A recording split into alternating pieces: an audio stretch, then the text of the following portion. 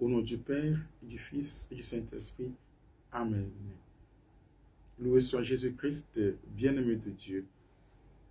Aujourd'hui, jeudi 13 février 2025, et nous sommes là pour partager avec vous la parole de vie en ce jour. La première lecture vient du livre de la Genèse, chapitre 2, versets 18 à 25. Nous chantons avec le psaume 128, « Heureux qui craint le Seigneur ». L'évangile vient de Saint Marc, chapitre 7, versets 24 à 30. Je partage avec vous ma méditation sur l'évangile de ce jour. Dans l'évangile de ce jour, Jésus a délivré une petite fille d'une dame. Jésus était dans le territoire de Tyr. Le texte nous dit, une femme entendit parler de Jésus.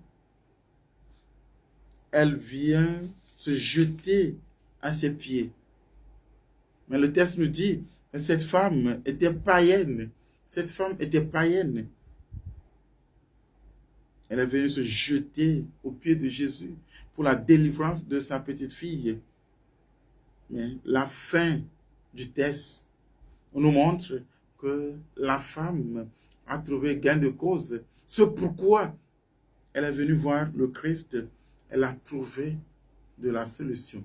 Elle a trouvé solution. Pourquoi? C'est ça. C'est ce qui m'importe. Elle n'est pas chrétienne. Elle n'est pas chrétienne. Mais elle est venue à Jésus. Et à la fin de toute la discussion avec Jésus, sa petite fille a été délivrée. Pour nous dire que ce n'est pas tant la religion qui nous sauve, ce n'est pas tant la religion qui nous donne la solution, mais notre confiance placée en Jésus, notre confiance. Oui, aujourd'hui, il y en a qui se fient tellement à leur religion. Moi, je suis de telle religion, je suis de telle religion. Oui, la religion nous aide à nous rapprocher de Dieu, à nous rapprocher de Jésus, mais la religion ne sauve pas. C'est Jésus qui sauve. C'est la confiance en Jésus. Sinon, cette dame allait être rejetée par Jésus. Le texte précise, la femme était païenne. La femme était païenne. Donc, ce n'est pas tant ta religion qui te sauve, mais la confiance en Jésus. Toute religion qui ne t'aide pas à avoir confiance en Jésus, cette religion ne te sauve pas, mon frère. Cette religion ne te sauve pas, ma soeur. Le but, ou bien l'objectif de toute religion, c'est de nous aider à vivre l'intimité avec Jésus. Donc, s'il y a une religion qui ne nous aide pas à voir Jésus comme sauveur, cette religion n'est pas la bonne pour toi.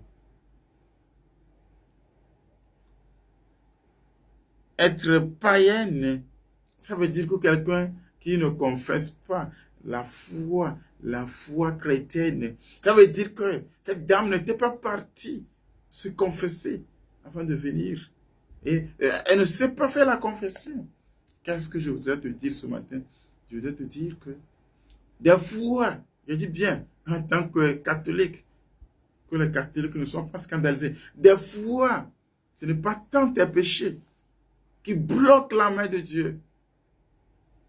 Ce n'est pas tant tes péchés qui bloquent la main de Dieu, mais manque de confiance en Jésus.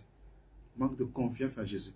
Il y en a entre griffes qui peuvent se voir saints parce que je n'adore pas les fétiches, je respecte mes parents, je ne fais pas l'avortement, je ne fais pas la fornication, je ne fais pas l'adultère, je fais tout ce que les 10 commandements nous ont dit.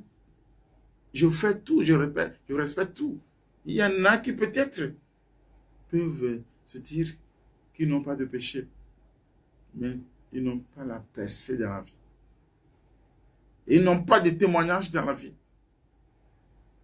Ils se comportent comme des saints. Peut-être ils ont respecté tous les 10 commandements, mais ils n'ont pas de percée dans la vie. Parce que les 10 commandements, c'est ce que Saint Paul dit aux Corinthiens. Et ce n'est pas seulement l'observance de la loi, mais c'est Jésus, la foi en Jésus. Et il disait aux Galates, et ce n'est pas l'observance de la loi qui vous a sauvé, mais la foi en Jésus. Cela ne veut pas dire qu'il faut pécher, bien sûr, mais ce n'est pas l'observance de la loi, celle qui sauve, mais la foi en Jésus. Mon frère, quelle est la mesure de ta foi? Il faut peser ta foi en Jésus. Quelle est la mesure de ta foi en Jésus? C'est ça qui va te sauver. Il faut prier pour avoir la foi. Les apôtres ont dit, augmente en nous la foi. La foi. Le texte d'aujourd'hui nous parle de la foi. Que tu aies cette foi.